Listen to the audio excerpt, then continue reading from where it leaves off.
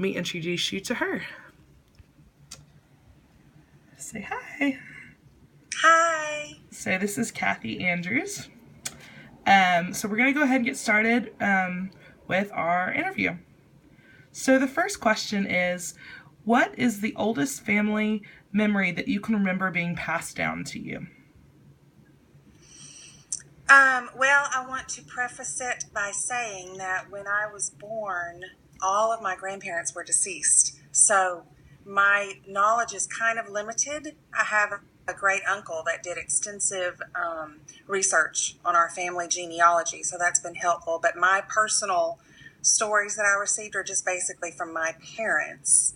And I do remember my mother telling me that when she was a little girl, growing up in Plummerville, Arkansas, they actually had servants' quarters.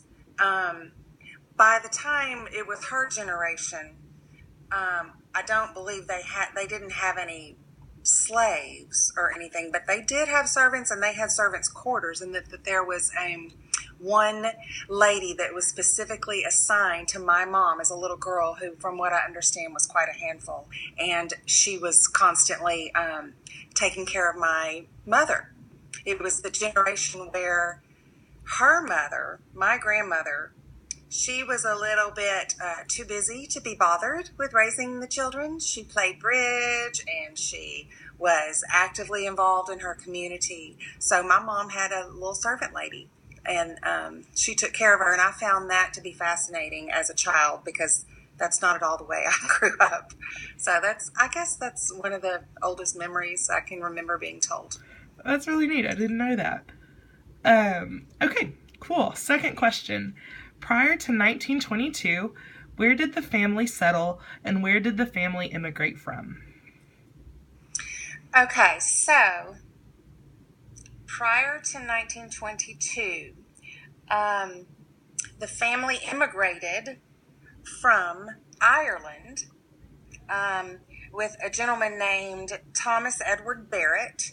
He came to America from Ireland, and he was born in Ireland in 1811, and then in 1836, this Barrett family debarked to the New York Harbor. He is related in that one of the Duff descendants married a lady named Margaret Barrett.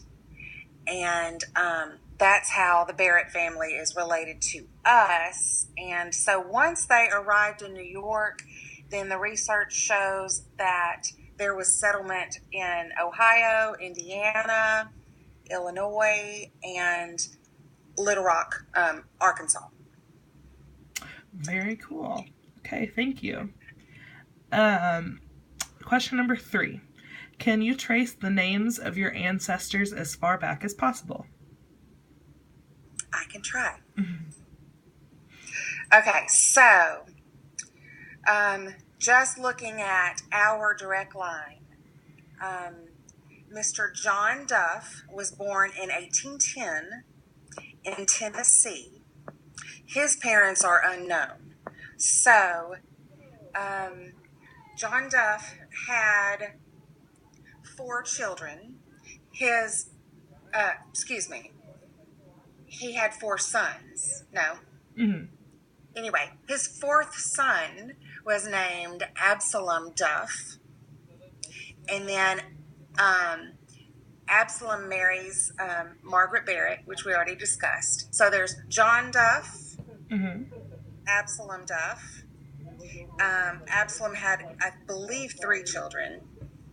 And then one of those children was William Henry Duff, which was my great-grandfather, which actually spent his life in Arkansas, in Plummerville, where my mother was raised. So John Duff, Absalom Duff, and then Absalom's son, William Henry Duff, was my great-grandfather.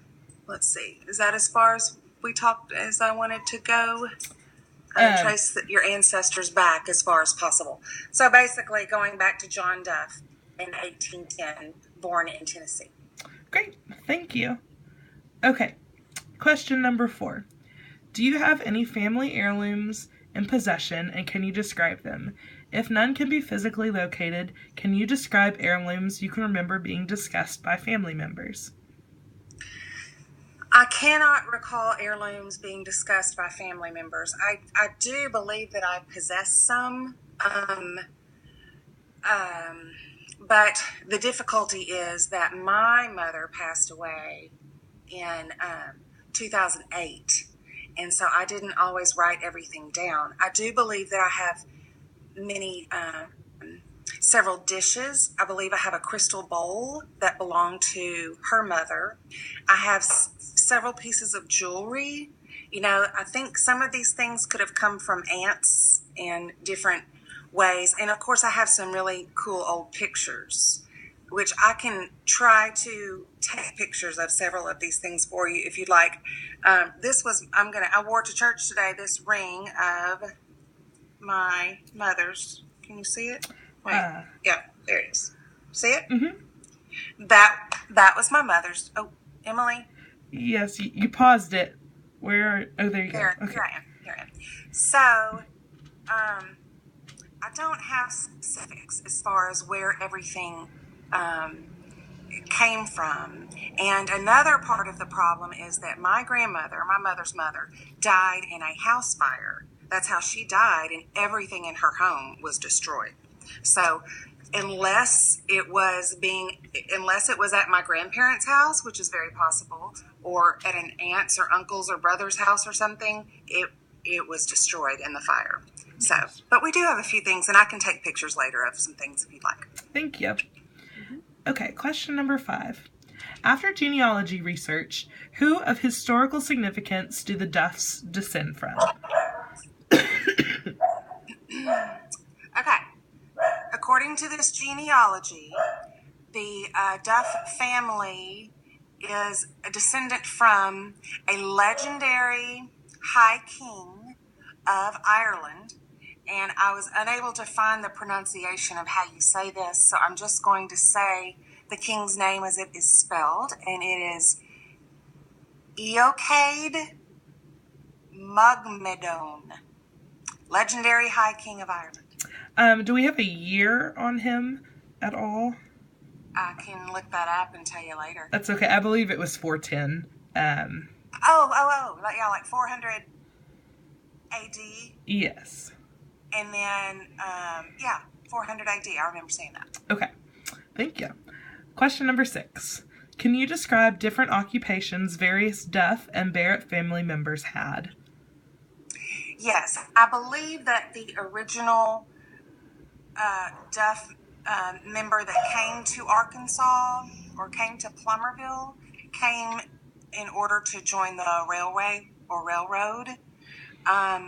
He eventually ended up going into banking and then did some farming, and I believe it was actually in the order of railroad, farming, banking, and some insurance business. Great. Okie dokie. Question number 7. Can you describe family involvement in World War II? Yes, I know of 2 ancestors. One was my great uncle Herman, William Herman Duff, and he was in World War II from, in 44 and 45, and he was a combat medic during that time. And then my uncle Barrett Duff, which actually did this research that we are pulling from. Barrett Duff is the youngest son of William Henry Duff. So he's my great uncle. And let me find my notes on that real quick. I'm sorry, bear with me. No, you're fine. Okay, so Uncle Barrett Duff, 1 year after Pearl Harbor, received his commission as a second lieutenant in the Army Reserves, with orders to report to Camp Robinson in Arkansas in 1943. At the time, he was still not quite 20 years old, and he was told that he was the first exception to the minimum age limitation. After serving as an officer instructor in several training centers in the United States, he was sent overseas, where he was a part of the Army occupation in the European theater. And in June 1946, he was returned to the U.S. and separated from active duty. He received an honorable discharge from the United States Army Reserve in 1952. Great. Thank you. All right, moving on to a different historical time period. Can you describe family involvement in the Civil War? I think so. Number 8. Okay.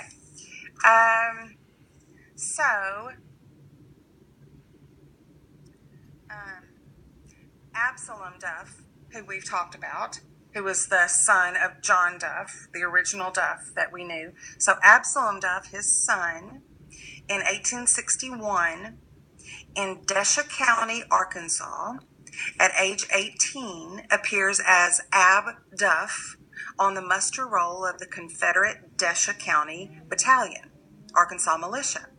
It is unknown whether he actually served during the Civil War, but there was at least one major battle that occurred near his home.